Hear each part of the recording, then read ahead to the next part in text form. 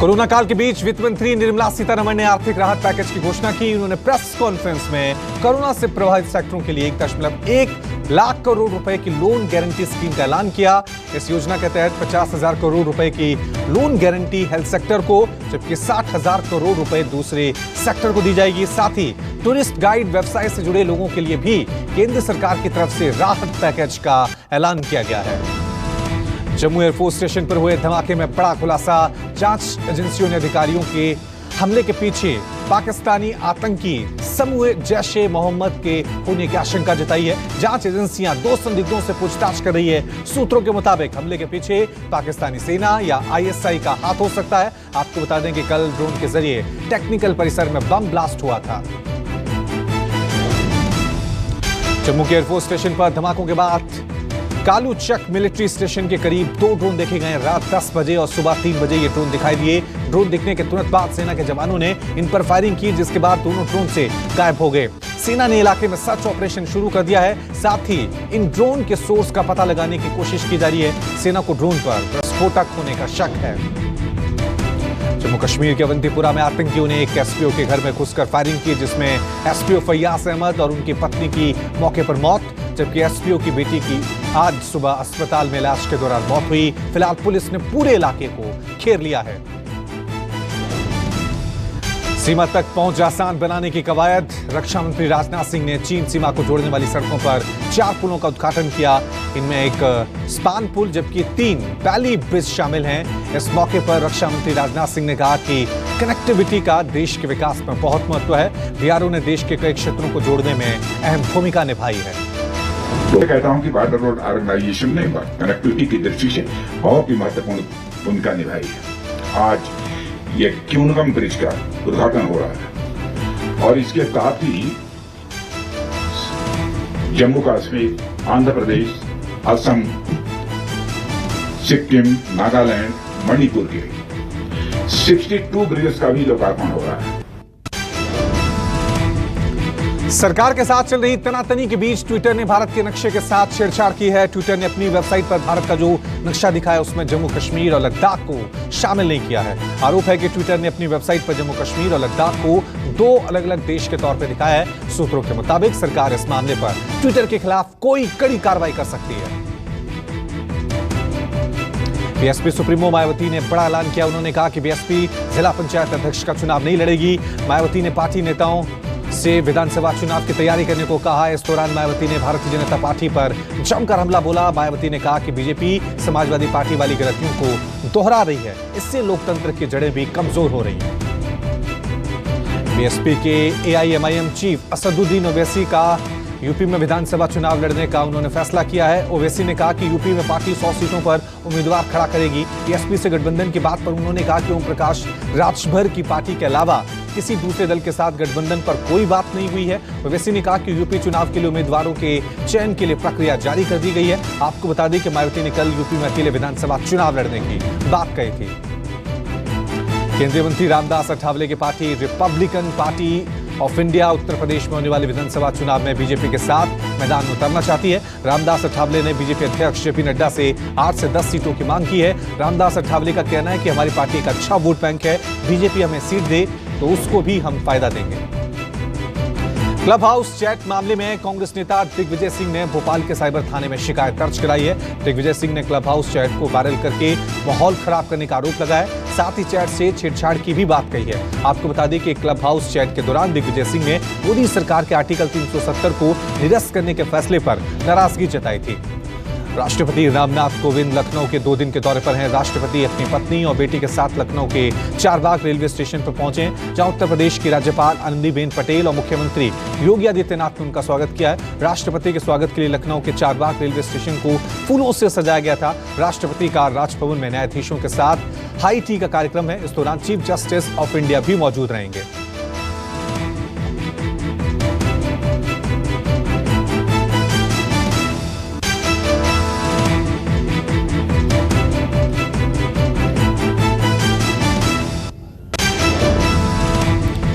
महाराष्ट्र में delta plus के बढ़ते संक्रमण को देखते हुए लेवल 3 की पाबंदियों को लागू कर दिया गया। कई जिलों को छूट दी गई है। आज से महाराष्ट्र में दुकानें 4 बजे तक खुलेंगी। अगले आदेश तक आवश्यक सेवाओं को छोड़कर बाकी दुकानें शनिवार रविवार को बंद रहेंगी। मॉल मल्टीप्लेक्स भी रहेंगे बंद। वहीं लोकल ट्रेन में भी लोगों को इजाजत नहीं है। कोरोना की तीसरी लहर के खतरे को देखते हुए केंद्रीय स्वास्थ्य मंत्री डॉक्टर हर्षवर्धन का ट्वीट लिखा, जो लापरवाही बरतेगा वो चपेट में आएगा, इसलिए हमें अपनी जिम्मेदारी बखूबी समझनी होगी। दिल्ली में आज से अनलॉक 5। राजधानी में आज से 50% क्षमता के साथ जिम, योगा सेंटर, बार, होटल्स खुले। कोरोना गाइडलाइंस का पालन करना जरूरी। शादी के लिए हॉल में अधिकतर 50 लोगों की अनुमति। वहीं cinema hall, entertainment park, spa, swimming pool को फिलहाल नहीं खोला जाएगा। राजस्थान में अनलॉक की प्रक्रिया के तहत आज से खुले सभी धार्मिक स्थल। पुष्कर के ब्रह्मा मंदिर में दर्शनों के लिए उमड़ी श्रद्धालुओं की भीड़। कोविड नियमों के तहत किए जा रहे हैं दर्शन। वहीं राजस्थान में अनलॉक को लेकर नई गाइडलाइन जारी। 25 से कम क्षमता वाले ऑफिस आज से 100% क्षमता के साथ खुले, जबकि 25 से अधिक कर्मचारियों वाले सरकारी और निजी दफ्तर 50% क्षमता के साथ खुले।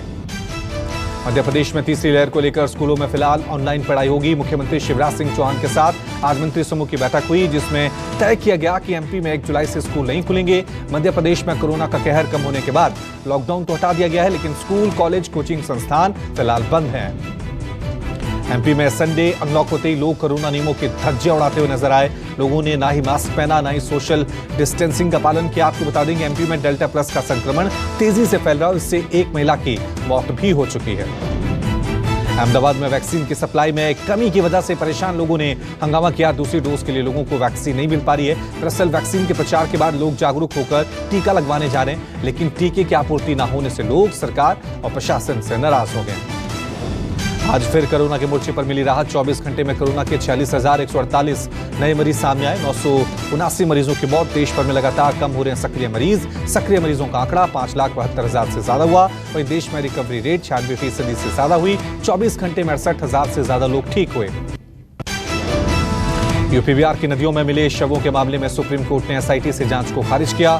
सुप्रीम कोर्ट ने याचिकाकर्ता को हाईकोर्ट जाने को कहा। आपको बता दें कि याचिका में लोगों की मौत जानने के लिए राज्य सरकारों को निर्देश देने की मांग की गई थी। यूपी के गाजीपुर और उन्नाव में गंगा नदी में बहते हुए शव मिले थे। जयपुर की निलंबित मेयर सौम्या गुर्जर की याचिका पर आज हाईकोर्ट में सुनवाई हुई। सुनवाई के दौरान सौम्या गुर्जर को तगड़ा झटका लगा। हाईकोर्ट ने याचिका को खारिज कर दिया और सरकार को 6 महीने में जांच पूरी करने के आदेश दिए। फैसला आने के बाद कांग्रेसी खेमा इसे अपनी जीत के तौर पर देखता है। एंटीलिया केस में शिवसेना नेता प्रदीप शर्मा को कोर्ट ने एनआईए की हिरासत में भेजा। कोर्ट ने 28 जून तक के लिए पूर्व एनकाउंटर स्पेशलिस्ट प्रदीप शर्मा को एनआईए हिरासत में भेज दिया है। आपको बता दें कि प्रदीप शर्मा की एनआईए कस्टडी खत्म हो रही थी। अकाली नेता मनजिंदर सिंह सिरसा के जम्मू कश्मीर के उपराज्यपाल मनोज सिन्हा से मुलाकात। श्रीनगर में सिख लड़की की जबरन निकाह कर वहां उठाया गया था। यह मुद्दा काफी सुर्खियों में हुआ। सिख प्रतिनिधिमंडल भी मौजूद रहे। 26 जून को जम्मू कश्मीर से जबरन धर्म परिवर्तन का मामला सामने आया था। कश्मीर से 2 सिख लड़कियों का अपहरण कर लिया गया था और एक लड़की की शादी मुस्लिम लड़के से कर दी गई थी, जो अभी भी लापता है। जबरन निकाह के विरोध में स्थानीय सिख समुदाय ने आज प्रदर्शन भी किया।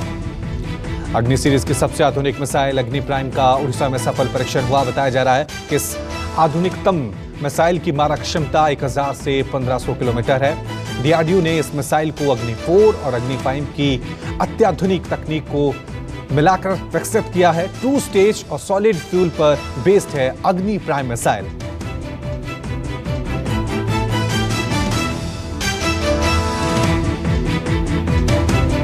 कर्नाटक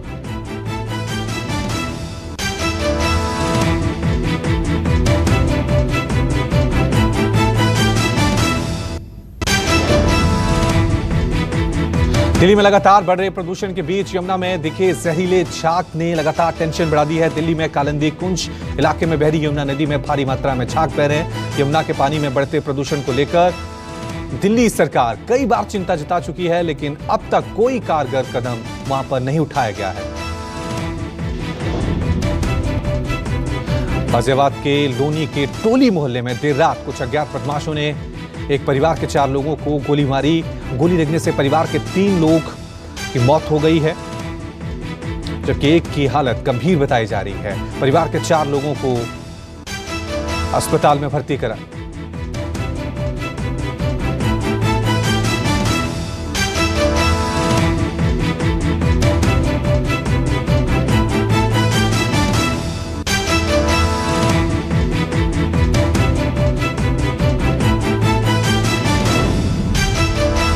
आगरा में फिरौती और हत्या का सनसनीखेज मामला सामने आया है। कोल्ड स्टोरेज मालिक के बेटे की अगवा कर हत्या कर दी गई थी। अपहरण के बाद कोल्ड स्टोरेज मालिक से 2 करोड़ की फिरौती मांगी गई थी। आरोपियों ने पहचान छुपाने के लिए पीपीई किट में युवक के शव को पैक करके जला दिया। एसटीएफ ने 5 आरोपियों को गिरफ्तार किया है।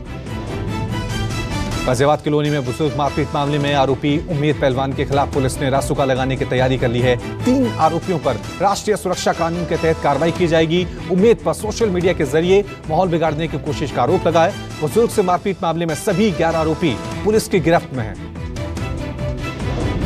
एमपी के इंदौर में शिक्षक पर नाबालिग से अश्लील हरकत करने का आरोप लगा है। आरोपी शिक्षक को ग्रामीणों ने मौके पर ही पकड़ लिया।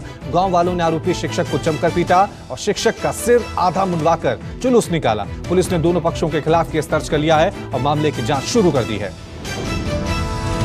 दिल्ली में एक बार फिर रोड रेस की वारदात सामने आई है। पालम इलाके में बाइक सवार और उसके साथी की बेरहमी से पिटाई कर दी गई। 18 जून को इस वारदात का सीसीटीवी फुटेज सामने आया है। वीडियो में आरोपी बाइक सवार और उसके दोस्त पर लोहे की रॉड से हमला करते दिखाई दे रहे हैं। यूपी के मुरादाबाद के पाक बड़ा थाना इलाके में भीषण सड़क हादसा हुआ। बस और जीप की टक्कर में 5 लोगों की मौत हो गई, जबकि कई लोग घायल हो गए हैं। आनंद फानन में घायलों को इलाज के लिए अस्पताल में भर्ती कराया गया। T20 वर्ल्ड कप को लेकर बीसीसीआई का फैसला। भारत में नहीं खेला जाएगा T20 वर्ल्ड कप। जल्द ही बीसीसीआई आईसीसी को इस बारे में जानकारी देगी। साथ ही बीसीसीआई उपाध्यक्ष राजीव शुक्ला ने कहा कि T20 वर्ल्ड कप यूएई में खेला जाएगा। T20 यूएई में किन तारीखों को खेला जाएगा, इस पर आईसीसी फैसला लेगी। देश में कोरोना की स्थिति को देखते हुए यह फैसला लिया गया है। तीरंदाजी विश्व कप में भारत को 4 गोल्ड मिले। दीपिका कुमारी ने फाइनलिस्ट में रूस की एलिना ओसीपोवा को 6-0 से हराकर एक दिन में स्वर्ण पदकों की हैट्रिक लगाई। दीपिका गोल्ड जीतकर विश्व रैंकिंग में नंबर 1 बन गई हैं। दीपिका के 3 गोल्ड जीतने पर उनके घर में जश्न का माहौल है।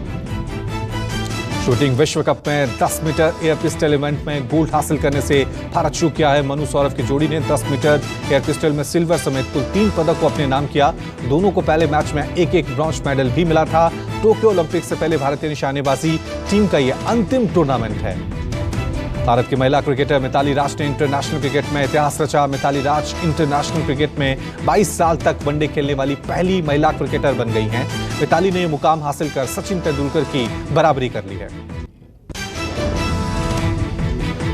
आईआरसीटीसी जल्द ही टिकट बुकिंग के लिए नए नियम लागू करने जा रही है। अब लोग आधार को पैन या पासपोर्ट से लिंक किए बिना टिकट बुक नहीं कर पाएंगे।